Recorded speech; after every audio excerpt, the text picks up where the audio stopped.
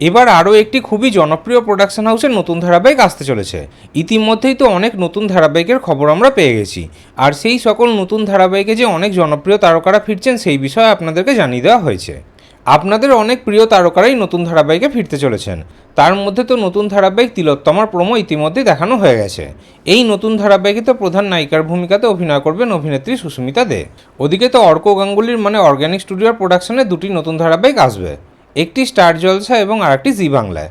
Star জলসার নতুন ধারাবাহিকটিতে থাকবেন প্রতীক সেন এবং স্বীকৃতি মজুমদার, আর জি বাংলার নতুন ধারাবাহিকটিতে থাকবেন রুবেল দাস এবং শ্বেতা ভট্টাচার্য।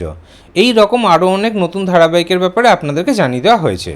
তবে এবার আরও একটি জনপ্রিয় প্রোডাকশন হাউসের নতুন ধারাবাহিক আসতে চলেছে।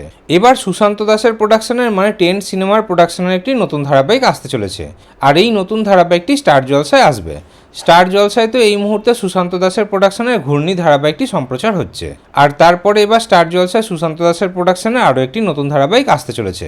আর এই নতুন ধারাবাহিকের কাস্টিং এখন চলছে, নায়ক নায়িকা এখন অবধি ফাইনাল হয়নি।